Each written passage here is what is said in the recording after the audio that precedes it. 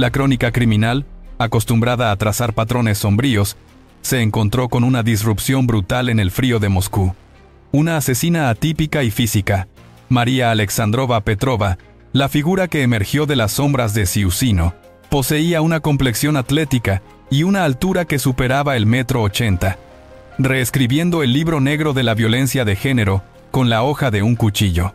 Petrova no era la asesina silenciosa y sutil que utiliza el veneno o la trampa, sino una depredadora de emboscada, cuya fuerza y ferocidad en el ataque cuerpo a cuerpo la hacían comparable a los perfiles masculinos más violentos, desafiando toda lógica forense y social.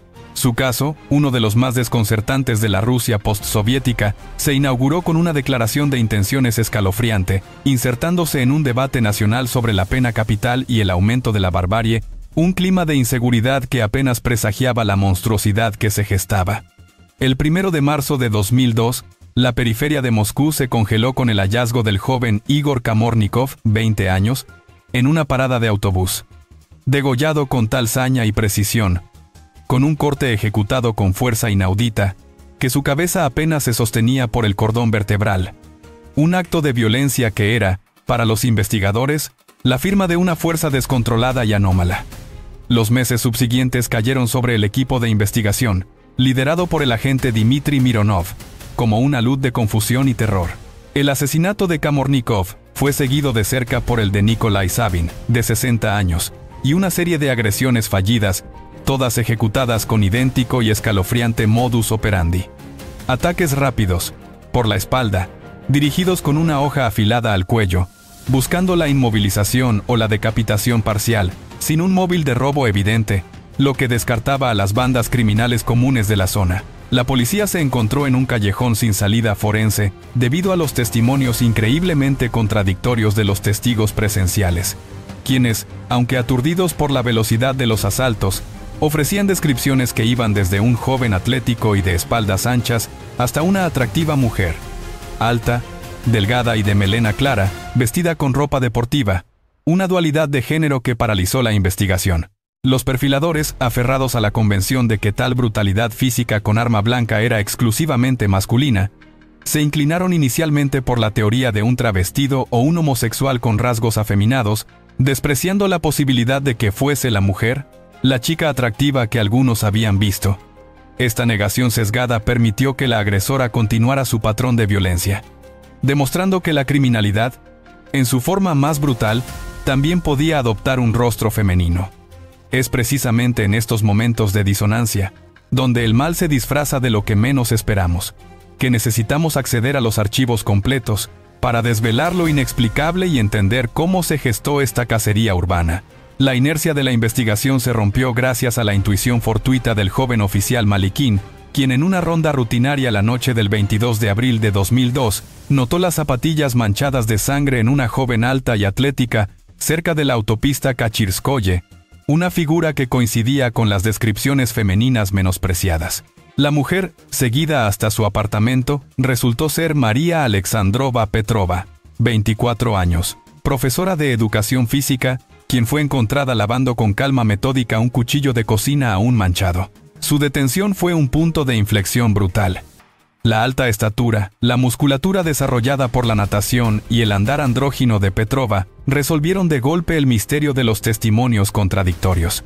La asesina de Siusino era una mujer con la fuerza de un hombre, y la confesión que siguió, fría y condicionada a evitar un psiquiátrico, abrió la caja de Pandora de su biografía. Un recuento de traumas, diagnósticos psiquiátricos y violencia latente que se había cocinado a fuego lento desde una infancia sin afecto y una supuesta violación adolescente, hasta una profunda depresión tras un aborto espontáneo, y un intento de estrangular a su propia madre, que condujo a su primer internamiento. El expediente psiquiátrico de 1999 arrojó el diagnóstico de trastorno esquizotípico de la personalidad, una etiqueta que explicaba su aislamiento social, su incomodidad interpersonal y sus distorsiones perceptivas. Pero la patología de Petrova era una mezcla combustible de esta esquizotipia con un narcisismo de alta intensidad y un odio reprimido. Su ascenso como profesora de educación física, a pesar de su historial clínico, fue la paradoja de un sistema que no filtraba adecuadamente a sus docentes permitiéndole un entorno de control y de exposición a la admiración que ella buscaba y al acoso que ella percibía. Este último factor, el acoso real o imaginado por parte de un profesor mayor, se convirtió en el catalizador final para la violencia.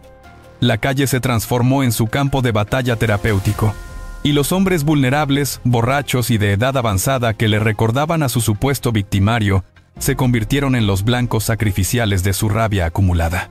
Su modus operandi, apuñalar en el estómago para inmovilizar y luego cortar el cuello, no buscaba el robo, sino la satisfacción ritualizada de la agresión, una descarga catártica de su frustración y paranoia. El primer asesinato, el de Kamornikov, fue un acto impulsivo desencadenado por una agresión verbal. Los subsiguientes ataques, dirigidos a hombres mayores, el molde psíquico del profesor, revelaron su patrón de selección, pero también la variabilidad de su letalidad. Los especialistas notaron que en los ataques fallidos, la agresora se detenía antes de causar la muerte total. Una señal de que la violencia en sí misma, el shock del corte y la humillación del golpe eran suficientes para su satisfacción psicótica. Este análisis fue crucial en el dictamen final del Instituto Sersky. No era una criminal en el sentido tradicional, sino una persona legalmente demente, incapaz de comprender la ilicitud de sus actos. Un diagnóstico que cumplía el peor miedo de Petrova. El 20 de febrero de 2003, fue confinada al Hospital Psiquiátrico de Cannes bajo tratamiento obligatorio, asegurando el futuro indefinido que tanto temía, pero liberando a la sociedad de su amenaza inmediata. Sin embargo, el encierro físico no supuso el fin de la psicopatología, sino su mutación en un entorno controlado. Y la historia de Petrova continuó en las profundidades institucionales, una narrativa que debemos seguir explorando para comprender la naturaleza resistente y adaptable del mal. Solo la exploración rigurosa de su confinamiento nos permitirá acceder al archivo oculto y descifrar la verdad completa de la maníaca. La institución psiquiátrica de Cannes, un lugar de reclusión de máxima seguridad, pronto se convirtió en otro escenario para la manifestación de la doble personalidad de María Petrova. Inicialmente, bajo confinamiento solitario, su comportamiento fue una mezcla de acatamiento estricto a las normas y la proyección de una paciente modelo, un rasgo narcisista que la ayudaba a manejar su entorno. Su inteligencia y su físico atlético le permitieron incluso integrarse superficialmente con otros internos, destacando en actividades deportivas, una forma de mantener la sensación de poder y superioridad que buscaba en la calle. Este periodo de aparente estabilidad y mejora conductual fue interpretado por las autoridades en 2018 como un signo de rehabilitación suficiente para justificar su traslado al Hospital Psiquiátrico número 5 de Proces Chehov, una institución con un régimen más relajado, donde la vigilancia se aligeraba. Esta decisión, motivada por la esperanza de la reintegración, resultó ser un error catastrófico. Un experimento fallido que demostró que la patología de Petrova no estaba curada, sino reprimida. En el entorno menos controlado de Chehov, la máscara de Petrova cayó. Rápidamente reanudó su patrón de agresividad no provocada, atacando tanto al personal como a otros internos, y lo que fue más alarmante, realizó 2 intentos de fuga, confirmando que la amenaza que representaba no había disminuido, sino que simplemente había estado en pausa. La facilidad con la que su fachada de paciente rehabilitada se desmoronó, obligó a su rápido regreso a la máxima seguridad de Cannes. Un testimonio de la incapacidad del sistema para contener una mente tan fracturada y determinada. Los incidentes violentos continuaron incluso dentro de la alta seguridad, con informes no revelados en 2024, subrayando que su potencial de daño es una constante inmutable. La esperanza legal de la libertad vigilada, aunque escasa, sigue siendo un factor motivador para ella, alimentando su habilidad para simular la mejoría cuando se enfrenta a las evaluaciones psiquiátricas, un juego peligroso que subraya la necesidad de una comprensión más profunda de su psicopatología. Solo al enfrentar estos detalles oscuros de su reclusión, podremos discernir la verdad de la amenaza. Y para desentrañar la persistencia de esta oscuridad, debemos acceder al archivo oculto y examinar la relación que la marcó para siempre. El nexo entre María Petrova y el agente Dmitry Mironov se convirtió en el epílogo más escalofriante de este caso. Mironov, fascinado por la atipicidad de Petrova como asesina, se convirtió en un visitante frecuente, buscando comprender la psique detrás de los crímenes para un posible documental. Él veía en ella un caso de estudio crucial sobre la interacción entre el trauma, la enfermedad mental y la violencia femenina. Un campo que históricamente había sido relegado. Ella, por su parte, alimentaba esta relación, utilizando su carisma y su inteligencia para mantener una conexión con el mundo exterior y con el hombre que la había arrestado, el único que parecía ver su complejidad. Pero esta amistad aparente escondía una traición latente, una fantasía de venganza que había estado incubándose durante 20 años. La confesión de Petrova a su psiquiatra de que su deseo persistente era decapitar a Mironov era su forma final de venganza contra el hombre que, según ella, la había engañado al prometerle que evitaría el psiquiátrico. Este deseo de venganza no era una mera amenaza vacía. Era la confirmación de que la raíz de su violencia, la paranoia, el resentimiento y la proyección de la figura del traidor, acosador, seguía activa y apuntando a una nueva víctima. El único hombre que se había acercado a su locura. Mironov cortó todo contacto, cerrando el expediente personal con la certeza de que la maníaca de Siusino, aunque encerrada, era una amenaza eterna, una lección sombría sobre los monstruos que se esconden a plena vista. La reclusión de María Petrova en el hospital de Cannes, tras ser declarada inimputable, marcó el inicio de la segunda fase de su existencia anómala, donde la violencia física de la calle se sublimó en una guerra psicológica subterránea contra la institución y contra sí misma. Para el equipo psiquiátrico, su caso se convirtió en una piedra angular para el estudio del trastorno esquizotípico con rasgos de peligrosidad extrema. La esquizotipia, caracterizada por la incomodidad aguda con las relaciones íntimas, las distorsiones cognitivas y el comportamiento excéntrico, se manifestaba en Petrova con una capa adicional de resentimiento y megalomanía, un cóctel explosivo que dificultaba cualquier pronóstico de rehabilitación. Durante sus primeros años de confinamiento, su rutina era un ejercicio de control. Utilizaba su intelecto superior y su educación formal para manipular al personal y a otros internos, tejiendo narrativas complejas sobre su supuesta victimización, buscando la validación externa que la sociedad le había negado. Esta necesidad constante de admiración, una característica narcisista arraigada, contrastaba crudamente con el absoluto vacío emocional que sentía hacia sus víctimas, un rasgo esencial de su falta de empatía que la hacía tan peligrosa. Los registros de terapia de grupo de la época revelan que María discutía sus crímenes con una frialdad deshumanizada, refiriéndose a los hombres atacados no como individuos, sino como figuras o problemas que debían ser eliminados para restaurar su equilibrio personal, confirmando que la motivación era puramente interna. Una purga psicótica. La fachada de cumplimiento de Petrova en Cannes le permitió acceder a ciertos privilegios, incluyendo la participación en terapias ocupacionales y el acceso a material de lectura avanzado, donde devoraba libros de historia, filosofía y, notablemente, literatura sobre el desarrollo de la fuerza física y el atletismo, manteniendo así su obsesión por el control corporal y la superioridad física que la distinguió como asesina. Esta disciplina autoimpuesta no era signo de curación, sino una herramienta para gestionar la ansiedad y el profundo tedio del confinamiento. Un mecanismo que le permitía proyectar una imagen de mujer fuerte y decidida, negando la vulnerabilidad de la enfermedad mental. Sin embargo, los lapsos de paranoia eran inevitables, y a menudo se manifestaban en crisis nocturnas, donde acusaba a los enfermeros de intentar envenenar su comida o robarle sus pertenencias, ecos de la paranoia que había dirigido contra su propia madre antes de su internamiento. Los médicos tuvieron que ajustar constantemente su medicación, buscando un equilibrio casi imposible entre mitigar las distorsiones psicóticas y no anular la funcionalidad cognitiva que ella valoraba tanto.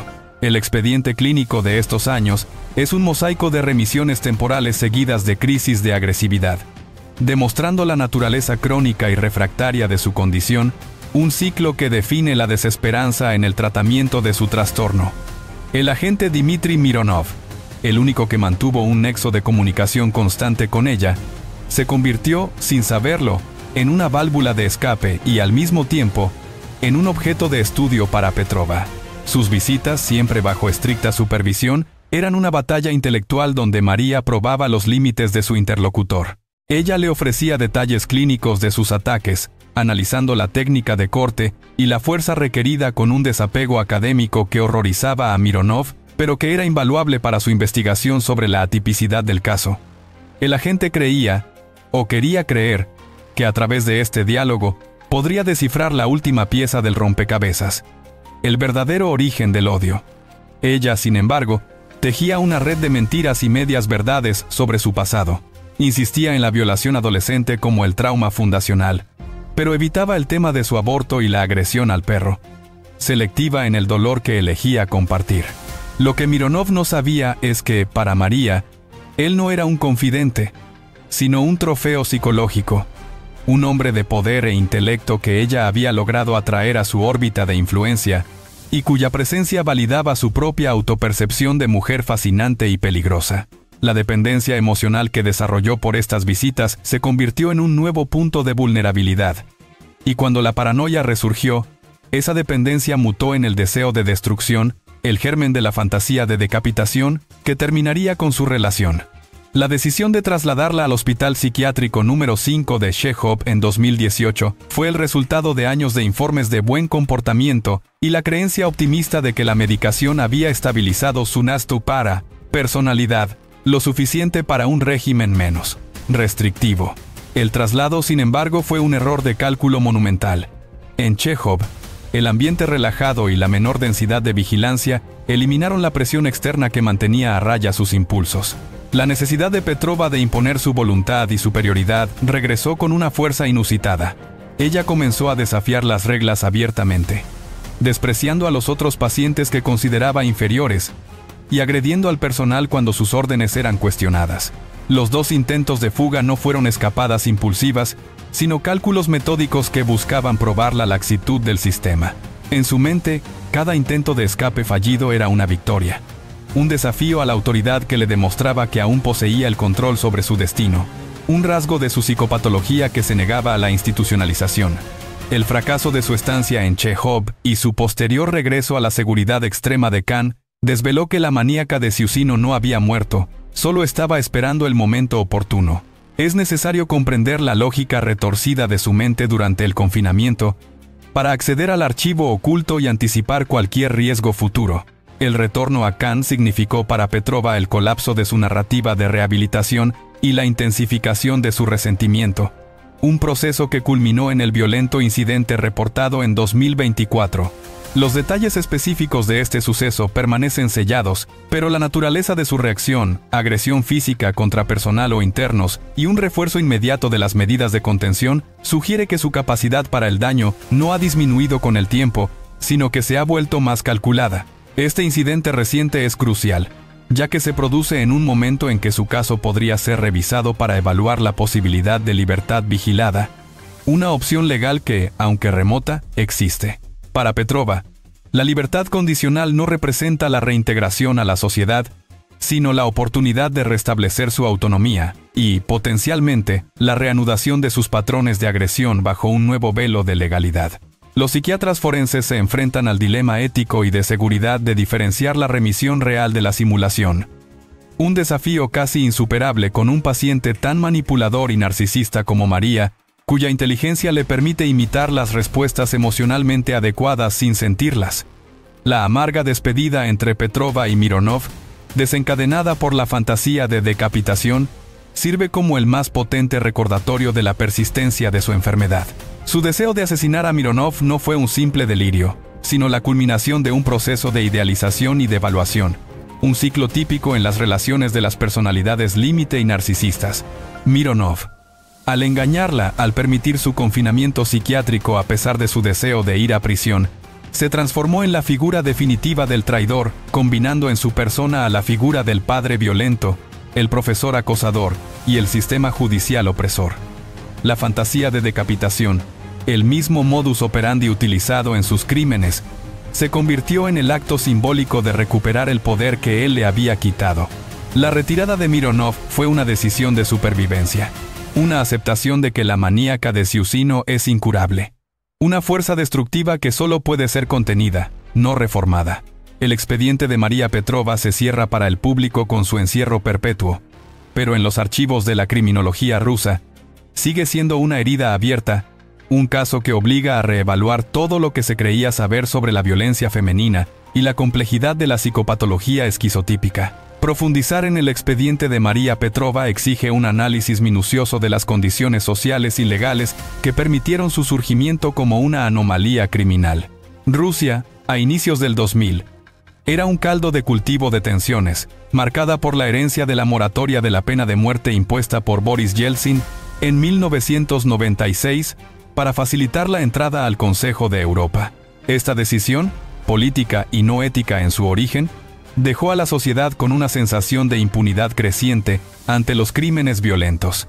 El clamor popular al que alude el inicio de la investigación era genuino. La gente temía la liberación de asesinos y la policía operaba bajo una presión inmensa para controlar la ola de homicidios que se percibía desbocada.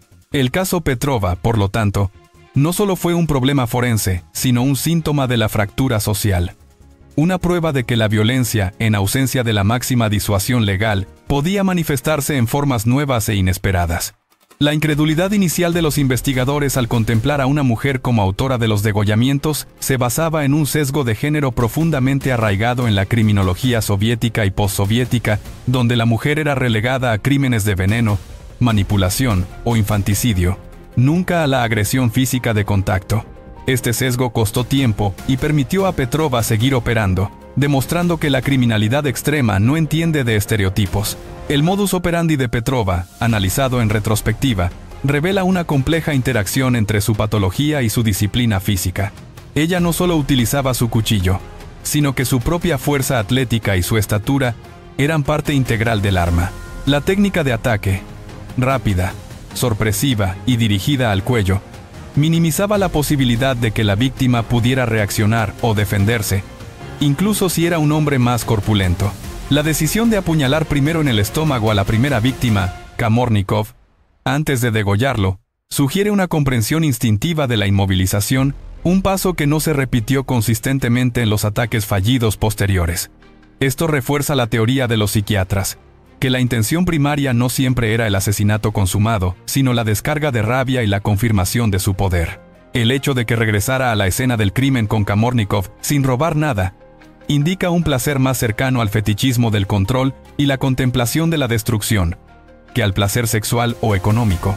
La selección de hombres ebrios y vulnerables de edad avanzada apunta a la búsqueda de blancos fáciles que encajaran en su patrón de resentimiento proyectado, evitando la confrontación con un igual, a pesar de su fuerza. Esta metodología precisa y a la vez caótica es la firma de una mente profundamente perturbada, pero funcional en su psicopatología. El trastorno esquizotípico de la personalidad, el diagnóstico central de Petrova, es vital para comprender la fuente de su misantropía y su comportamiento excéntrico. Esta condición no es tan severa como la esquizofrenia, pero comparte síntomas como las distorsiones perceptivas, el pensamiento mágico, como la creencia de ser envenenada, y una afectividad inapropiada o constreñida. Lo que transformó su esquizotipia en una amenaza violenta fue su historial de traumas no procesados y la capa de narcisismo, un rasgo que la hacía hipersensible a cualquier insulto o rechazo. La supuesta violación y el acoso laboral, independientemente de su veracidad absoluta, actuaron como detonantes que validaron su percepción paranoica de que el mundo, especialmente los hombres, estaba constantemente intentando atacarla o controlarla. Su respuesta fue la agresión preventiva, saliendo a la calle a atacar a aquellos que, en su mente, la atacaban primero. Los documentos del Instituto Sersky de Moscú destacaron que Petrova manifestaba una profunda incapacidad para establecer relaciones empáticas, tratando a las personas como objetos bidimensionales en su realidad. Este vacío emocional le permitió ejecutar actos de violencia extrema sin el menor remordimiento, un requisito fundamental para un asesino serial de este tipo. El rol del agente Dmitry Mironov, el investigador principal, en la vida de Petrova, es un estudio de caso en sí mismo sobre la transferencia y contratransferencia en el mundo criminal. Mironov, un profesional riguroso, se sintió intrigado por la rareza del caso, cruzando la línea de la investigación para intentar el entendimiento humano, creyendo que podía acceder al porqué fundamental de María. Esta relación, vista desde la perspectiva de Petrova, era una oportunidad de manipulación y la confirmación de su poder sobre un hombre de autoridad e inteligencia. Ella idealizó a Mironov como el único que la entendía y, por lo tanto, el único que podía liberarla o al menos, evitar el temido psiquiátrico.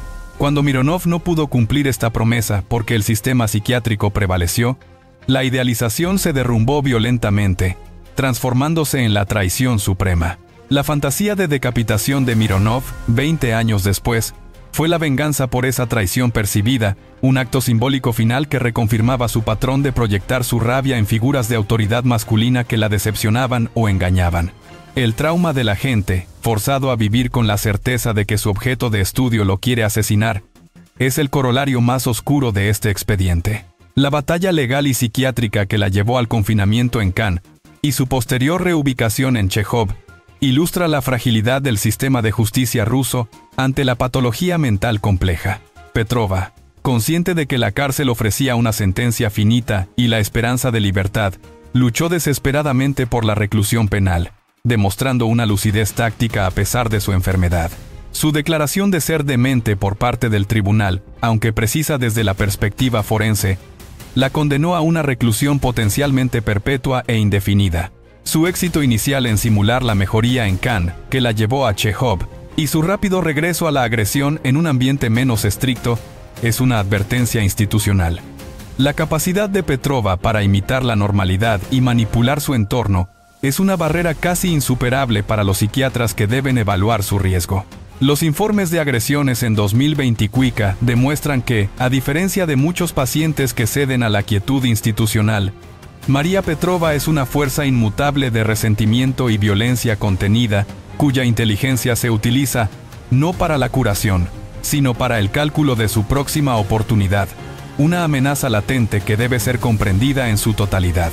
El análisis de la personalidad de María Petrova no puede estar completo sin desgranar la compleja relación que mantenía con su propia identidad de género y su apariencia física, un factor que no solo confundió a los testigos, sino que también era central en su patología.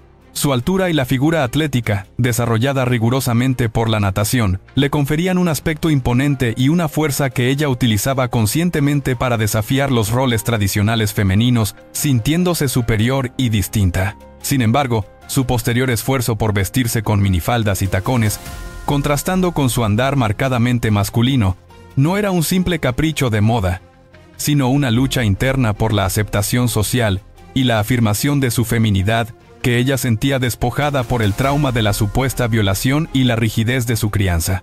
Esta dicotomía entre la fuerza andrógina, su arma, y la búsqueda de la hiperfeminidad, su fachada social, se manifestaba en una necesidad desesperada de ser deseada y admirada, seguida casi inmediatamente por el desprecio y el odio hacia aquellos que la deseaban, reforzando su creencia de que los hombres eran criaturas primitivas que solo buscaban aprovecharse. El cuchillo, por lo tanto, no era solo un arma. Era una extensión de su masculinidad defensiva, un falo simbólico que le permitía invertir la dinámica de poder en el encuentro con el hombre, pasando de ser la víctima sexualizada a ser la depredadora dominante que imponía el dolor y el miedo. La Escuela Superior de Electrónica y Tecnología de Moscú, donde Petrova fungió como profesora, fue el último escenario de su predelito, un microcosmos de tensiones donde su patología se incubó justo antes de explotar en violencia homicida. Las declaraciones de sus colegas la pintan como una figura excéntrica, sí, pero también eficiente y dedicada a su trabajo, lo que subraya la naturaleza intermitente de su trastorno esquizotípico. La paranoia, sin embargo, se centró en la figura del profesor de edad avanzada que supuestamente la acosaba, un hombre que, según otros testimonios, era paternal y bebedor, pero no un acosador documentado. Esta figura fue el chivo expiatorio perfecto para catalizar todo el resentimiento que Petrova sentía hacia su padre alcohólico, hacia el supuesto violador adolescente y hacia el médico que la había engañado durante su embarazo. La decisión de sus superiores de desestimar sus quejas de acoso fue, en su mente paranoica, una confirmación de la conspiración masculina contra ella, otorgándole la justificación final para su cruzada de limpieza en las calles de Ciusino. La calle, a diferencia del entorno institucional del hospital o la escuela, no ofrecía un sistema de apelación. Solo ofrecía la posibilidad de la venganza directa y visceral, convirtiendo cada ataque en un acto de justicia psicótica. Es vital examinar la secuencia de los ataques fallidos en abril de 2002, ya que estos revelan más sobre la mente de Petrova que los asesinatos consumados. La víctima que logró sobrevivir con una herida superficial en el cuello y el que perdió la capacidad de hablar son cruciales.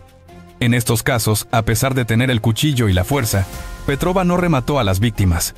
Esta contención parcial no debe interpretarse como piedad, sino como una pausa catártica en el ciclo de la agresión.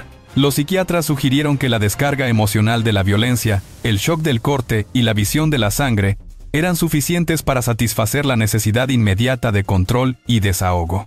El acto de matar totalmente, la decapitación, era la cúspide de la agresión, reservada quizás para los blancos que percibía como más ofensivos o traicioneros.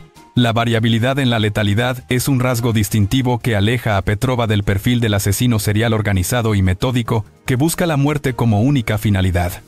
Ella era, ante todo, una agresora serial impulsiva que utilizaba la violencia extrema como medio para restablecer su equilibrio emocional fracturado. Una diferencia sutil pero fundamental para su diagnóstico y su peligrosidad a largo plazo. El arresto de Petrova y la subsiguiente cobertura mediática, aunque censurada en los detalles más gráficos por el gobierno ruso, transformaron su imagen de profesora excéntrica a la temida maníaca de Siusino. Este apelativo, cargado de dramatismo, consolidó su estatus como un monstruo moderno. Y para Petrova misma, esta notoriedad era una forma perversa de validación narcisista. El hecho de que fuera considerada una asesina excepcional y objeto de un debate nacional reforzó su creencia delirante de ser una figura poderosa e importante. Incluso dentro del psiquiátrico de Cannes, su notoriedad le otorgó un estatus entre los internos y el personal. Un poder que ella explotaba. La historia de la fantasía de decapitación de Mironov, que culminó su relación, también fue un acto de guerra psicológica terminal. Al confesar su deseo a su psiquiatra, Petrova se aseguraba de que la información llegara a Mironov, ejerciendo un control final y aterrador sobre su vida, obligándolo a vivir bajo la sombra de su intención asesina. Este control post-encierro, donde el miedo se convierte en su arma final, es lo que hace de María Petrova una de las mentes criminales más complejas y sutilmente destructivas en la historia de la criminología rusa. Es imprescindible, por lo tanto, acceder al archivo oculto y desgranar las sutilezas de su comportamiento institucional. El régimen de vida de María Petrova en el Hospital Psiquiátrico de Cannes, más allá de la mera contención física, se convirtió en una constante e implacable confrontación entre la psique del paciente y el rigor de la medicina forense. Para los especialistas, el desafío no radicaba únicamente en controlar su agresividad manifiesta, sino en desmantelar las distorsiones cognitivas que sostenían su realidad paranoica. Las terapias de grupo y las sesiones individuales con psiquiatras se centraron en confrontar la etiología de sus crímenes, no como actos de defensa legítima, sino como proyecciones de su trauma y su profunda incapacidad para el afecto. Petrova, dotada de una inteligencia superior a la media, utilizaba estas sesiones como campos de batalla intelectuales, citando terminología psiquiátrica y legal con precisión, intentando constantemente rebatir el diagnóstico de trastorno esquizotípico. Ella prefería la etiqueta de víctima vengadora a la de enferma mental, un reflejo de su narcisismo que le impedía aceptar cualquier debilidad inherente a su persona. Los informes de enfermería de Cannes documentan una persistente falta de insight respecto a su enfermedad, un obstáculo fundamental para cualquier esperanza de remisión. La dinámica interna de Cannes ofrecía a Petrova nuevas oportunidades para ejercer el poder y la manipulación que la gratificaban. Su físico atlético, mantenido con disciplina dentro de los límites del hospital, le otorgó un estatus dominante entre los pacientes masculinos, muchos de los cuales padecían condiciones que limitaban su fuerza o su lucidez. Al organizar la competición deportiva interna, que ella misma ganó, Petrova no buscaba la camaradería. Buscaba la confirmación de su superioridad física y el control sobre los demás, utilizando el deporte como una extensión de su modus operandi de la calle, donde su fuerza era su carta de triunfo. Este comportamiento, aparentemente prosocial, era en realidad una manifestación patológica de su necesidad de jerarquía. La dualidad de su vestimenta chándal para la fuerza, minifalda para la feminidad idealizada, se replicó en el psiquiátrico. Era la paciente que alternaba entre la agresividad masculina y la búsqueda de admiración femenina, una constante confusión de roles que mantenía en vilo al personal. La institución aprendió dolorosamente que cualquier signo de normalidad en Petrova debía ser examinado no como curación, sino como una táctica de adaptación. El intento de traslado a Chekhov, y su fracaso estrepitoso, se convierte en un punto de referencia esencial para el análisis de riesgo de Petrova. La decisión se basó en la observación de un largo periodo de estabilidad conductual, un concepto que en el caso de la maníaca de Ciusino se demostró ser engañoso. Los psiquiatras que aprobaron el traslado no consideraron suficientemente el componente narcisista de su trastorno. En un ambiente de alta vigilancia, Khan, su ego era controlado por la autoridad constante, forzándola a acatar las normas. En Chekhov, con menor supervisión y mayor libertad, su ego percibió una oportunidad para restablecer la autonomía y el desafío, desencadenando la agresión y los intentos de fuga. Los dos intentos de evasión no solo buscaban la libertad, sino la humillación del sistema que la había contenido.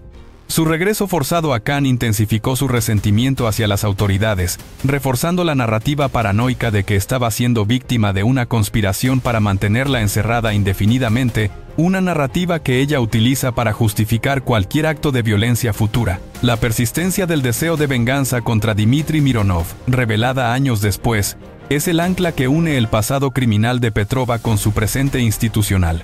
Esta fantasía de decapitación es la metafísica de su trastorno. Una necesidad de rectificar la traición percibida a través del acto de violencia que le confirió su identidad. Este deseo no desaparece con el tiempo. En un ambiente monótono y restrictivo, se convierte en una fijación obsesiva, una fuente de energía psíquica que la mantiene enfocada y peligrosa. La retirada definitiva de Mironov, aunque necesaria para su seguridad, le dio a Petrova una victoria pírrica. Al inspirar miedo y obligar a la gente a huir, ella demostró que su poder psíquico era tan letal como su cuchillo. El informe sellado sobre el incidente violento de 2024, ocurrido en Khan, refuerza esta conclusión. Incluso en el entorno más controlado, Petrova es una fuente de peligro inminente, un testimonio vivo de la dificultad de tratar una psicopatología que utiliza la inteligencia y la fuerza para resistir la curación. Los archivos de Petrova, por lo tanto, no solo contienen la historia de sus crímenes, sino la crónica de su guerra constante contra la realidad y la autoridad. Es imperativo que comprendamos esta resistencia patológica, y para ello, debemos acceder al archivo oculto y analizar el impacto de su crianza. La mente de María Petrova, antes de su explosión homicida, no era un simple lienzo en blanco salpicado de locura, sino un vertedero tóxico construido metódicamente por décadas de represión, trauma y una educación que priorizó la disciplina sobre el afecto. Los informes de su niñez, aunque contradictorios respecto a la relación de sus padres, algunos hablan de estabilidad, otros de un padre violento y alcohólico, convergen en un punto esencial: la ausencia de calidez emocional, una carencia que forjó una personalidad sumamente retraída e incapaz de manejar la frustración. Su excelencia académica, ese faro de aparente funcionalidad, era en realidad un mecanismo de defensa, un intento de ganar la admiración externa que no recibía en casa. La natación, disciplina impuesta por el padre, no solo le dio la fuerza física que luego usaría para decapitar, sino que también reforzó la necesidad de un control corporal absoluto, un control que se convirtió en la antítesis de la pérdida de control psíquico que la llevaría al brote esquizotípico. Este patrón de vida, donde el trauma de la supuesta violación adolescente y la humillación del aborto espontáneo se superpusieron a la base de la rigidez emocional, culminó en una psicopatología que solo podía entenderse como una guerra declarada contra el principio masculino, que ella percibía como la fuente de su dolor y su control. Su primer acto de violencia física, el intento de estrangular a su madre, fue el ensayo general para los ataques de Ciusino. Un grito desesperado de anulación ante la figura femenina que, según su paranoia, intentaba someterla y envenenarla, evidenciando que la maníaca no solo odiaba a los hombres, sino que percibía a cualquier figura de autoridad como una amenaza existencial. La biografía de Petrova, analizada por el equipo forense de Mironov, reveló un patrón destructivo de relaciones que la definía mucho antes de empuñar el cuchillo. Su incapacidad para mantener una conexión emocional se manifestaba en una serie de parejas fugaces y un comportamiento autodestructivo de consumo de alcohol e indigencia temporal, una búsqueda caótica de una intimidad que su trastorno le impedía sostener. La publicación de su número telefónico en un periódico para ofrecer servicios sexuales, un acto descubierto por su madre, no fue solo un intento desesperado por obtener dinero, sino una prueba más de su necesidad de validación sexual sin compromiso emocional, un intento de objetivizar su propio cuerpo antes de que los hombres pudieran hacerlo, asumiendo el control de la transacción. Sin embargo, el episodio que más claramente prefiguró la brutalidad de sus crímenes fue el ataque al perro familiar, un incidente escalofriante donde apuñaló al animal 18 veces. La justificación de Petrova que el perro la había traicionado al no defenderla de su familia es una ventana directa a su lógica delirante de traición y venganza. En su mente, el perro, su hermano, su madre, el profesor acosador y finalmente Mironov, todos compartían el mismo pecado: no defenderla, o peor aún, conspirar contra ella. La maníaca de Siusino no mataba por placer sexual o económico, sino por la necesidad patológica de purgar la traición de su universo interior. El sistema de salud mental ruso, en el contexto de la década de los 90 y principios del 2000, operaba con diagnósticos y protocolos que, si bien lograban contener a pacientes como Petrova, no ofrecían una ruta clara hacia la rehabilitación profunda de los trastornos de la personalidad severos. El diagnóstico de trastorno esquizotípico, aunque preciso, a menudo se trataba con una mezcla de antipsicóticos y terapias de soporte que resultaron insuficientes ante la carga de trauma y narcisismo de Petrova. Su confinamiento en Cannes y el posterior fracaso en Chekhov ilustra la limitación inherente del sistema para diferenciar la adaptación superficial de la remisión patológica. En Cannes, Petrova aprendió el lenguaje de la recuperación, la importancia de la conducta adecuada y la fachada de respeto, porque su inteligencia le permitió entender las reglas del juego institucional, pero su núcleo paranoico permaneció blindado. El hecho de que fuera considerada apta para ser profesora de educación física, a pesar de su historial psiquiátrico, subraya la debilidad de las estructuras de screening postsoviéticas que priorizaban llenar plazas laborales sobre la seguridad pública, permitiendo que una persona con una bomba de tiempo psíquica se insertara en un entorno de autoridad y vulnerabilidad estudiantil. La persistente fantasía de decapitación de Dmitry Mironov, el último y más íntimo blanco de su odio, es la crónica de una venganza anunciada que define la naturaleza de su encierro. Esta fantasía, que se extiende por 2 décadas, no es un síntoma residual, sino un mecanismo de supervivencia psicológica que le permite mantener una conexión intensa, aunque destructiva, con el mundo exterior y con el hombre que la derrotó. Mironov, al saberse el blanco de una obsesión homicida tan persistente, se convierte en la última víctima psíquica de Petrova, obligado a vivir con la certeza de que su trabajo para entenderla casi le cuesta la vida. La amenaza final de Petrova, lejos de ser un simple arrebato, fue un acto calculado para asegurar el control.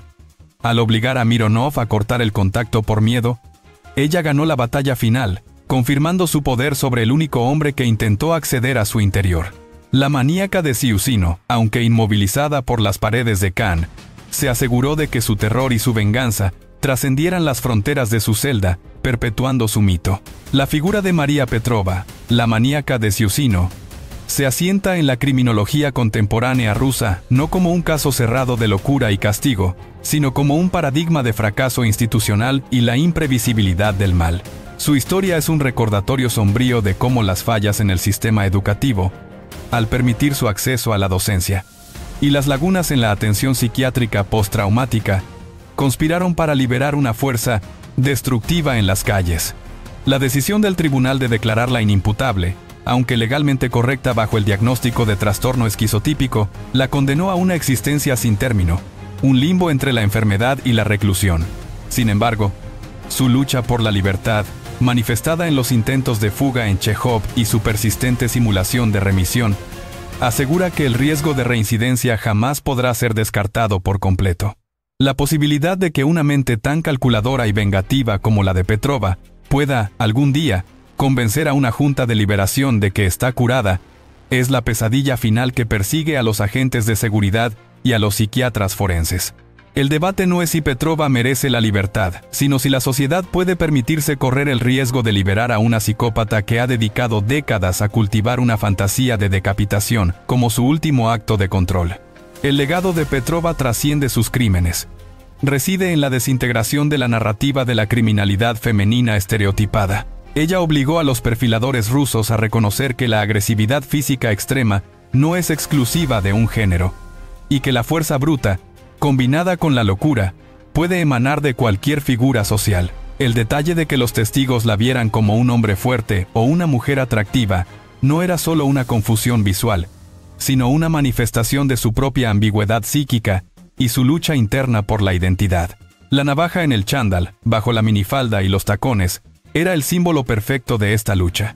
Su caso se estudia hoy en las academias de policía como un ejemplo de sesgo cognitivo en la investigación, donde las convenciones previas sobre el modus operandi criminal impidieron ver la verdad que se escondía a plena vista.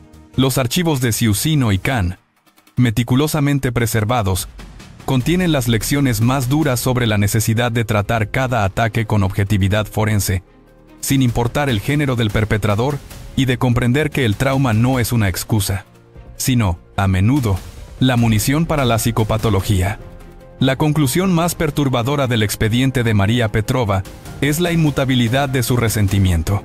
El odio que la impulsó a apuñalar al perro familiar por traición es el mismo odio que la llevó a fantasear con decapitar al agente Mironov por el mismo motivo.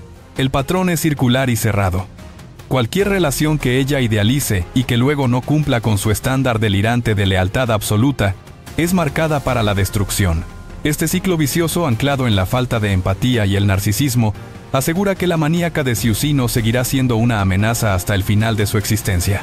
Su reclusión, por lo tanto, no es terapéutica, sino puramente protectora para la sociedad, una aceptación forzosa de que algunas mentes, una vez quebradas por el trauma y la enfermedad, no pueden ser restauradas. El silencio de las paredes de Kahn esconde una furia que nunca se ha apagado. El epílogo de este expediente se escribe día a día, con los informes psiquiátricos que analizan su conducta actual y con la incertidumbre de un sistema legal que, a pesar de sus errores, debe ofrecer una vía legal para la revisión de su caso.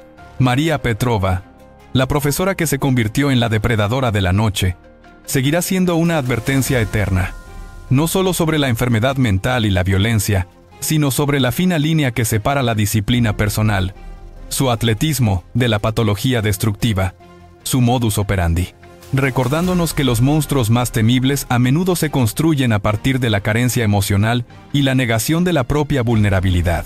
Este expediente, que hemos desgranado en toda su densidad, demuestra que el acto de comprender a la maníaca de Ciusino es un acto de supervivencia, y con esta profunda inmersión en la oscuridad de su psique y el rigor de su encierro, hemos logrado acceder al archivo oculto en su totalidad, dejando constancia de la fría verdad.